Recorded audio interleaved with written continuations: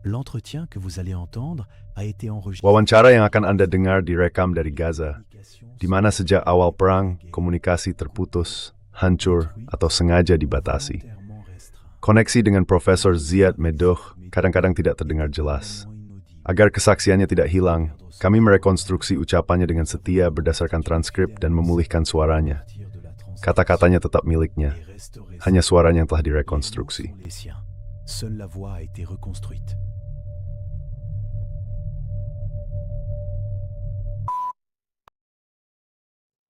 Bonjour à tous, ici Félix Marc. Halo semuanya, saya Felix Markat. Selamat datang kembali di Neutrality Studies. Hari ini saya sangat senang bisa menyambut seorang guru bahasa Prancis yang berbasis di Gaza, Profesor Ziad Medouh. Halo Ziad. Bonjour. Halo Felix. Très heureux de vous avoir, Ziad, c'est même un privilège. Senang sekali bisa berbincang dengan Anda, Ziad. Ini benar-benar sebuah kehormatan. Sekarang sudah hampir 1000 hari sejak dimulainya fase industri dari genosida di Gaza. Dunia sudah berhenti memperhatikan Gaza sejak beberapa waktu lalu. Kita sebenarnya tidak benar-benar tahu seperti apa kondisi di sana sekarang. Jadi mungkin kita mulai saja dari situ. Bagaimana keadaan Gaza hari ini? Wilayah Gaza itu sendiri sudah menyusut seperti kulit yang mengering. Padahal sejak awal, itu sudah termasuk salah satu tempat dengan kepadatan penduduk tertinggi di dunia, dan setengah dari penduduknya adalah anak-anak. Jadi pertanyaan saya sederhana saja. Bagaimana situasi di jalur Gaza saat ini, atau setidaknya di bagian Gaza, tempat orang-orang Palestina masih diizinkan untuk hidup? De la bande de Gaza où les Palestiniens ont le droit de vivre. Merci beaucoup, Félix, pour l'invitation. Terima kasih banyak, Felix, atas undangannya. Halo untuk semua pendengar di saluran Anda. Saya selalu senang bisa berdiskusi dengan Anda, meskipun secara virtual. Memang benar, hampir tidak ada jurnalis asing yang datang ke Gaza. Sayangnya, media besar di Eropa tidak benar-benar menampilkan kenyataan di lapangan. Sebagai warga Palestina dan juga pengajar bahasa Prancis, saya berusaha dengan cara yang objektif untuk menunjukkan kenyataan itu sejujur mungkin. Bisa dibilang, situasi ini dan dai oleh hal sangat penting. Pertama, seperti disebutkan, sedempuis sebab Februari, sejak mulai rejim recent ini terhadap sebuah sipil di Gaza. Cette agression horrible contre les civils de Gaza commençait le 7 octobre 2023. Dimulai pada 7 Oktober 2023, situasinya masih sangat parah.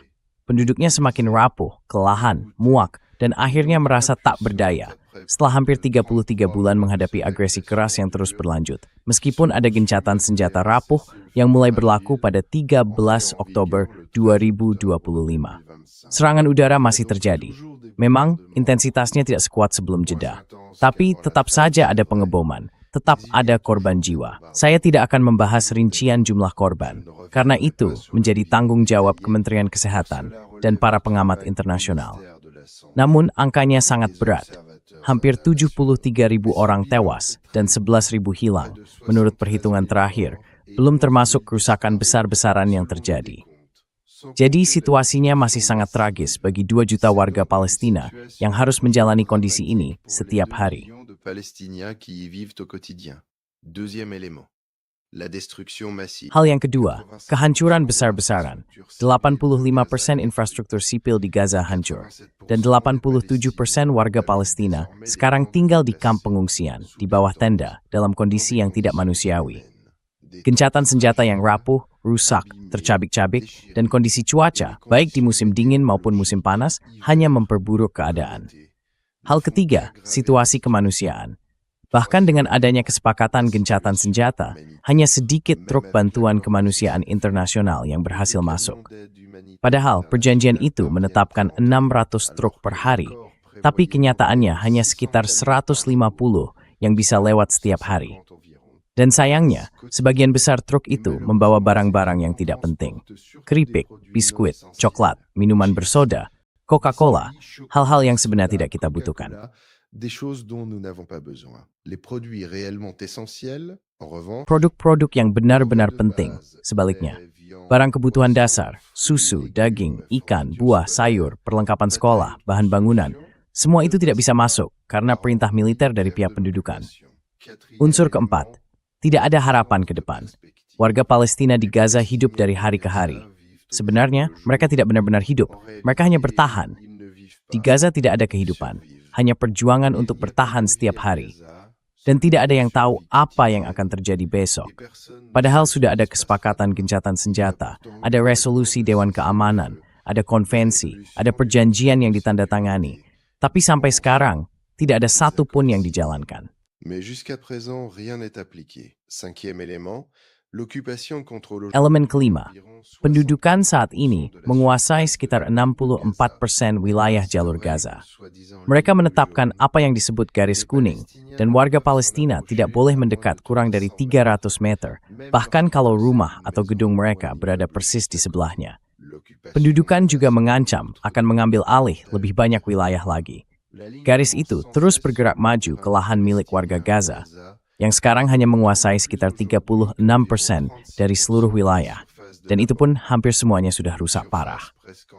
Meski begitu, rakyat Palestina tetap beradaptasi dengan ketangguhan yang luar biasa, dengan kesabaran mengagumkan. Dalam kenyataannya, pekerjaan sehari-hari kini menjadi sangat berat. Les tâches quotidiennes sont devenues extrêmement lourdes. Dès le réveil, on perd 4 heures à chercher de l'eau potable. Sejak bangun pagi, kami sudah kehilangan 4 jam hanya untuk mencari air bersih, tempat buat mengisi daya ponsel dan lampu, makanan, juga klinik yang masih bisa berfungsi, karena semua rumah sakit sudah tidak bisa dipakai. Dan bahkan, kalaupun kami menemukan dokter, obatnya tidak ada. Setelah itu, kami harus mencari kayu untuk memasak, karena gas tidak mengalir. Dan ada satu hal lagi, orang-orang Palestina masih di sini. Tanah ini milik kami. Kami tidak akan pergi.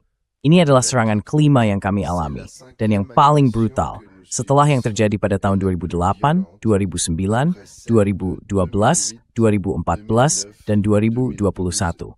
Situasinya sangat parah, tapi orang-orang Palestina tetap bertahan. Ini pesan untuk dunia.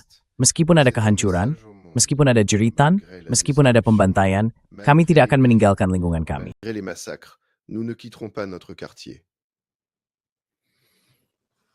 Merci Ziad. Vous avez parlé des... Terima kasih, Ziad. Anda tadi menyebut soal bahan makanan yang masuk sejak gencatan senjata. Sejak kesepakatan gencatan senjata yang dicapai di akhir tahun 2025. Tapi seperti yang Anda tekankan, bahan makanan yang masuk itu bukan kebutuhan pokok. Yang masuk justru makanan cepat saji dari Amerika, seperti keripik, minuman bersoda, permen, sementara yang benar-benar penting justru tidak bisa masuk. Apakah situasinya masih sama sampai sekarang? Misalnya, it's satu solution yang penting.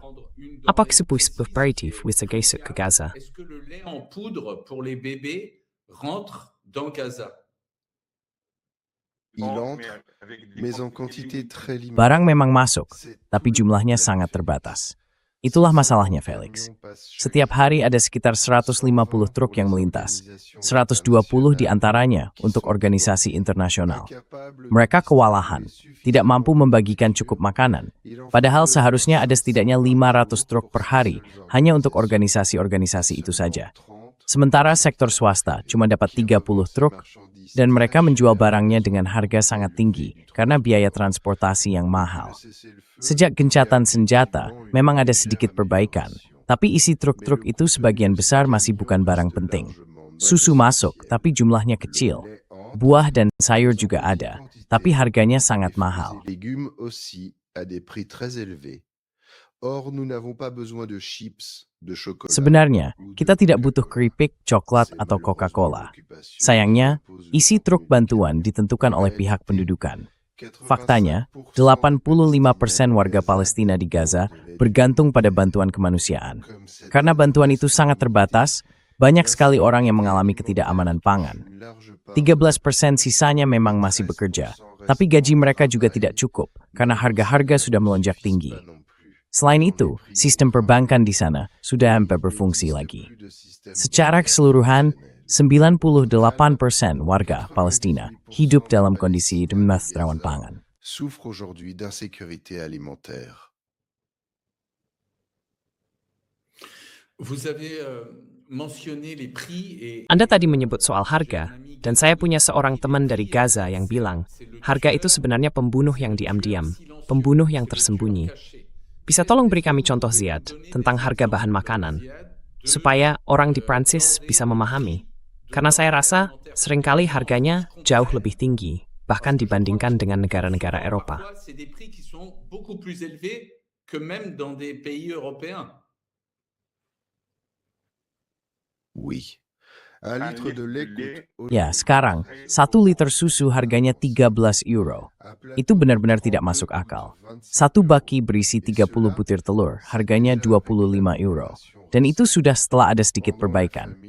Saat masa kelaparan, di bulan Agustus dan September 2025, sebelum gencatan senjata, harga-harga mencapai tingkat yang benar-benar tak terbayangkan. Satu karung tepung seberat 25 kilo bisa mencapai 100 euro. Saya mengeluarkan beberapa lindik ini.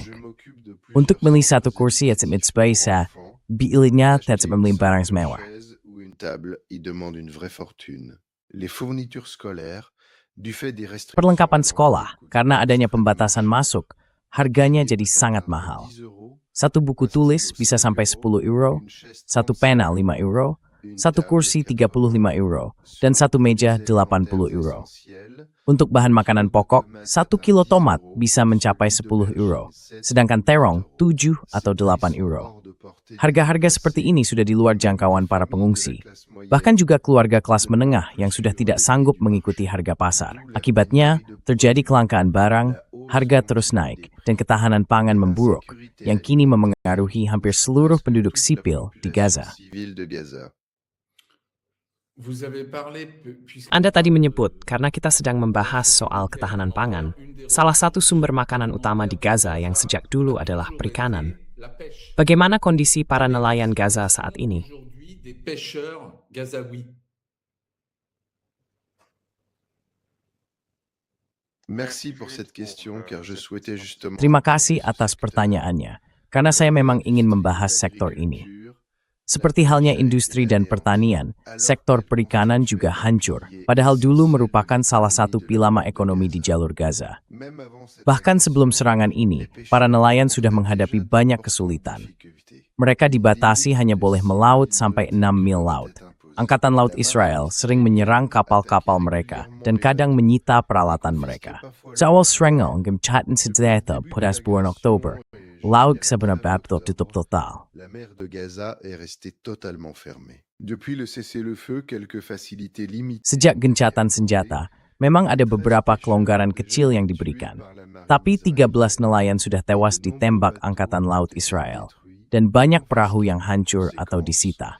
Le prix du Akibatnya, harga ikan jadi sangat mahal, minimal 30-35 euro per kilo, apapun jenis ikannya. Sebelum serangan ini, ada sekitar 750 nelayan yang bekerja di Gaza. Sekarang, yang masih aktif tinggal kira-kira 120 orang. Tavares Moth, the Fat M. Beret Pouring and Please, and Saputhing Beregim. s'offrir du poisson, comme de la viande ou du poulet. Ce qui est terrible dans ce que vous décrivez, c'est Yang mengerikan dari apa yang Anda jelaskan itu adalah perasaan yang muncul saat mendengarkan Anda, seolah-olah ini seperti sebuah pencekikan. Anda dibiarkan bernapas, tapi hanya cukup untuk bertahan hidup. Itu sudah mendekati bentuk penyiksaan. Sangat-sangat mengena. Bisakah Anda jelaskan kepada kami tentang pemerintahan teknokratis yang tadi Anda sebutkan? Pemerintahan teknokratis Palestina yang pembentukannya pernah diserukan oleh Dewan untuk Perdamaian. Pemerintahan teknokratis ini sekarang kabarnya tertahan di Mesir. Saya kira mereka belum bisa masuk ke Gaza. Apa harapan rakyat Gaza terhadap pemerintahan teknokratis ini? du peuple de Gaza, de ce gouvernement technocratique. Pour répondre à cette question, il faut d'abord Untuk menjawab pertanyaan ini, pertama-tama kita harus menekankan satu hal yang penting. Sejak 7 Oktober sampai sekarang, di Gaza terasa seolah-olah tidak ada lagi pemerintahan atau otoritas yang benar-benar berfungsi. Otoritas Palestina di Ramallah saat ini hanya membayar sekitar 30% dari gaji pegawainya, karena kesulitan keuangan yang mereka hadapi. Di sisi lain, pemerintah Gaza juga tidak berdaya. Jadi, siapa sebenarnya yang mengelola Gaza sekarang? Hanya organisasi internasional pedagang. Karena itu, di sini muncul perasaan ditinggalkan, bukan hanya oleh komunitas internasional resmi, tapi juga oleh otoritas lokal kami sendiri. Perjanjian gencatan senjata itu sebenarnya mencakup 3 tahap. Le cessez-le-feu prévoyait 3 phases. Le cessez-le-feu, puis le retrait de l'armée. Gencatan senjata, lalu penarikan pasukan pendudukan, kemudian masuknya bantuan kemanusiaan dalam jumlah besar. Tapi, tidak satu pun dari langkah-langkah itu benar-benar dijalankan. Di antara langkah awal yang direncanakan adalah pembentukan pemerintahan teknokrat, sebuah inisiatif yang awalnya disambut positif oleh semua pihak. Namun, pemerintahan yang dibentuk pada bulan Desember 2023 itu sudah tertahan di Mesir selama 7 bulan, karena pihak pendudukan menolak memberi izin masuk ke Gaza. Masyarakat menaruh banyak harapan, tapi pada kenyataannya, pemerintahan ini tidak punya ruang gerak yang nyata. Di lapangan, perilaku pihak pendudukan justru berlawanan dengan kesepakatan. Mereka terus maju dan menguasai lebih banyak wilayah. Jadi kami tidak punya pilihan lain selain beradaptasi dalam ketidakberdayaan menghadapi situasi sulit ini dan bertahan hidup dari hari ke hari.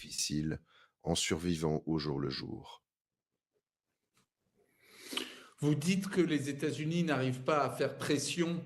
Anda mengatakan bahwa Amerika Serikat tidak berhasil menekan Israel agar tahap pertama dari kesepakatan yang sudah dinegosiasikan itu dijalankan. Anda menyebutkan ada 150 truk per hari, padahal seharusnya 600 sesuai dengan perjanjian. Ada banyak lain juga yang tidak dipatuhi oleh Israel. Apa yang Anda katakan kepada orang-orang yang berpendapat bahwa kondisi ini bukan hanya karena Israel, tapi juga karena Eropa dan Amerika Serikat yang punya tanggung jawab mereka sendiri? Karena tanpa dukungan diplomatik, militer, finansial, dan ekonomi dari Eropa dan Amerika Serikat, Israel tidak bisa berbuat seperti sekarang. Dan juga, apa yang Anda harapkan dari negara-negara Arab?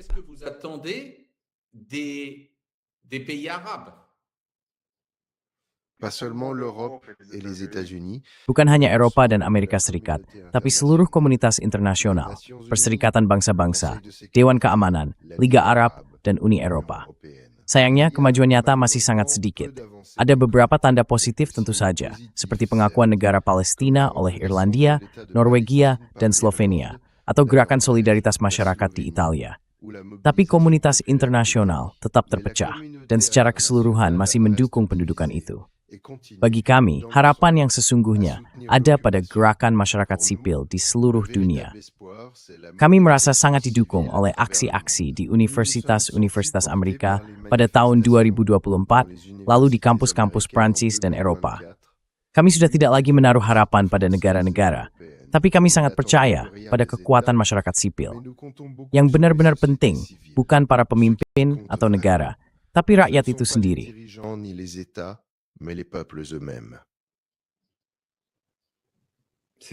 Itu soal rakyat. Anda guru bahasa Prancis, ya? Gaza punya penduduk yang sangat muda. Bagaimana Anda berusaha membangun pendidikan di tengah situasi yang begitu berat ini? Pendidikan bagi anak muda Gaza. L'éducation de la jeunesse gazaoui.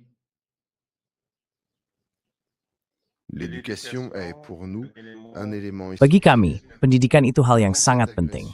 Sebelum serangan ini, tingkat partisipasi sekolah di Palestina lebih dari 93%. Pendidikan telah menjadi bagi rakyat Palestina bentuk nyata dari perlawanan terhadap kekerasan, sekaligus penanda identitas dan sejarah yang sangat dalam. Sekarang, situasinya benar-benar parah. Sebelum serangan, ada sekitar 320 sekolah di semua jenjang. Hari ini, hampir 250 di antaranya sudah hancur. Sisanya berubah menjadi tempat penampungan bagi warga yang mengungsi. Jadi, bisa dibilang, di Gaza sudah tidak ada lagi sekolah dalam arti sebenarnya. Sekolah-sekolah itu digantikan oleh pusat-pusat belajar darurat. Para guru bahkan menyewa ruangan di gedung-gedung yang rusak untuk bisa terus mengajar.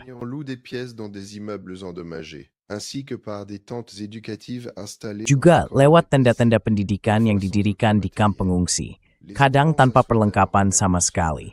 Anak-anak pun duduk langsung di tanah. 13 universitas besar di Gaza telah hancur total. Meski begitu, pendidikan tinggi tetap berjalan secara daring.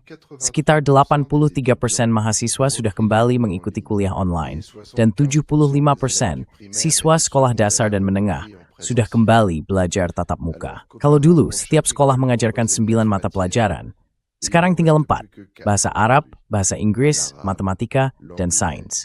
Pelajaran bahasa Prancis, seni rupa, olahraga, dan sejarah terpaksa dihentikan karena kekurangan tenaga pengajar. ayant été abandonnés faute de personnel. Plus de 1200 enseignants ont été tués. Lebih dari 1.200 guru telah terbunuh, dan sekitar 13.000 murid juga kehilangan nyawa. Secara pribadi, saya mengelola 3 pusat pendidikan. 2 berada di gedung yang rusak, dan 1 lagi di bawah tenda. Saya berusaha mendukungnya lewat kunjungan, donasi, dan penyediaan perlengkapan. Di awal serangan, anak-anak yang ikut kegiatan kami sangat agresif, dan itu bisa dimengerti mengingat apa yang mereka alami. Tapi sejak mereka mulai belajar lagi, mereka jauh lebih tenang. Itu tenang yang positif. Dan hal itu saya membuat kami terus menciptakan som. Et cela nous encourage à poursuivre notre mission. Merci Ziad. J'ai une dernière question, ou peut-être 2. Terima kasih, Ziad. Saya punya 1 pertanyaan terakhir, atau mungkin 2. Yang pertama, sebenarnya ini pertanyaan sekaligus pengakuan. Pertama-tama, terima kasih dari lubuk hati saya, Ziad. Anda benar-benar membuat saya merasa terhormat. Dan pertanyaan terakhir saya adalah, apa yang pertama kali Anda pikirkan saat bangun pagi? Dan apa yang terakhir Anda pikirkan sebelum tidur malam? Le soir.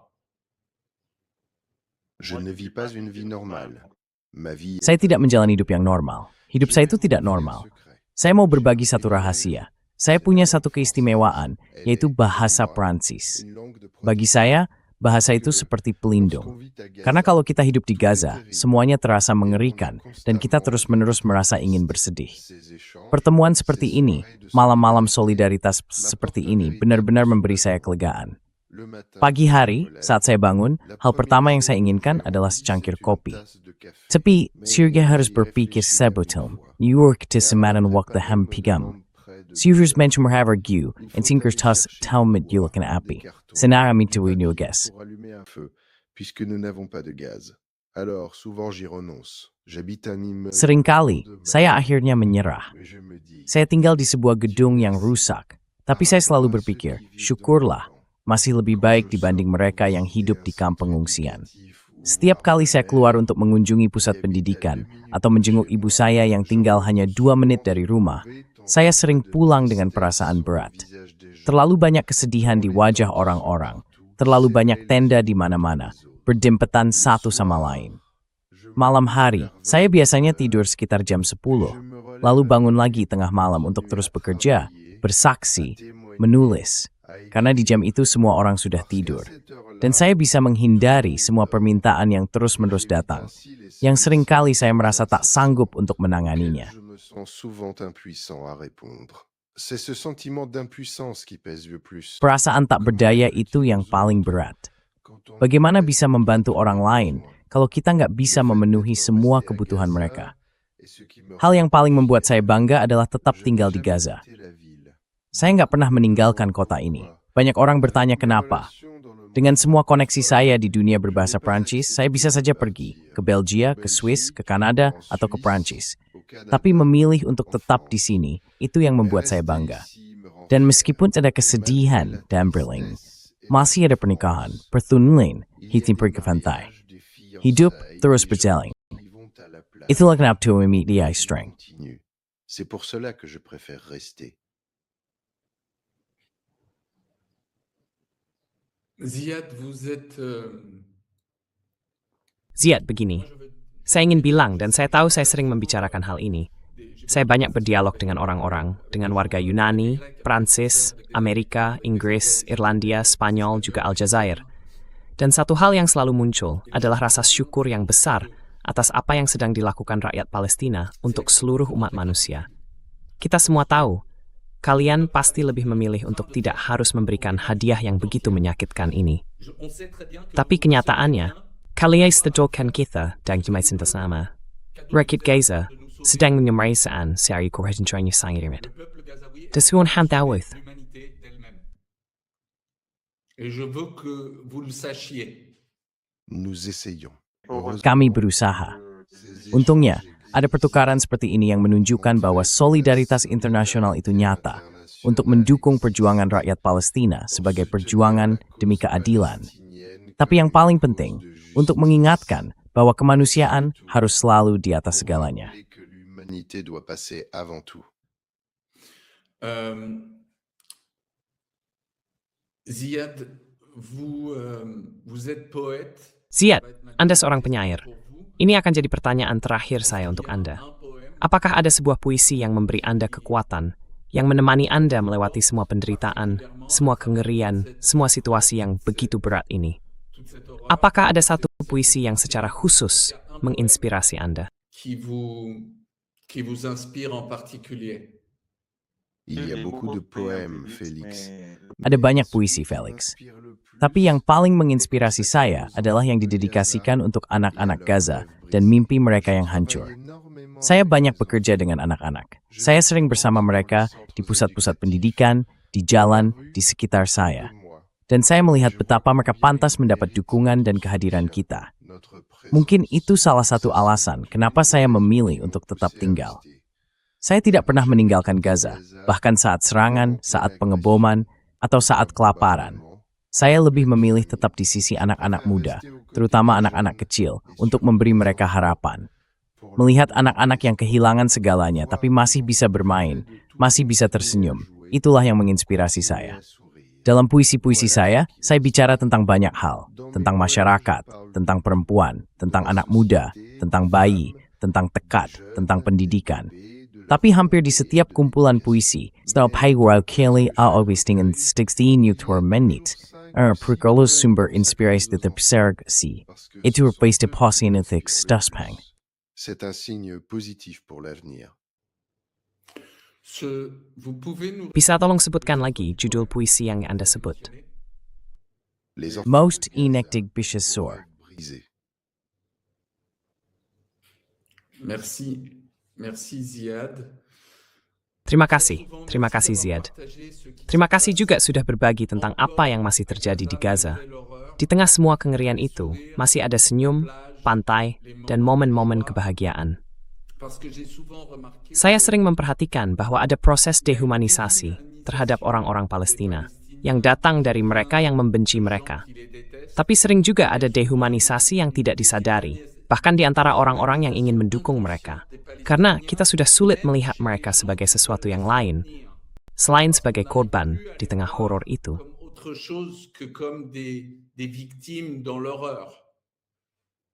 Écoute, Félix. En tout cas, merci. Dengar, Felix, terima kasih banyak atas undangannya. Senang sekali bisa berdiskusi denganmu dan menjawab pertanyaan-pertanyaanmu. Tapi kata terakhir saya adalah, pada akhirnya, kemanusiaan akan menang. Saya tahu ada propaganda, ada ketidakadilan, penindasan, penderitaan, dan terutama rasa tidak berdaya yang kita semua rasakan, baik di pihak kami maupun di pihak kalian. Tapi meskipun begitu, kami tetap percaya pada kemanusiaan. Bahasa Prancis telah membuka banyak hubungan bagi saya, dan setiap hari saya menerima banyak pesan dukungan dari teman-teman Prancis dan penutur bahasa Prancis lainnya. Itu menunjukkan bahwa perjuangan rakyat Palestina adalah perjuangan untuk keadilan, dan bahwa penduduk Gaza tidak akan pernah ditinggalkan berkat solidaritas internasional ini. Jadi, hidup solidaritas, dan yang paling penting, hidup kemanusiaan. La solidarité et surtout, vive l'humanité. Profesor Ziad Menduk, si bisij mangthak. Dengan senang hati, easy. Bonne journée.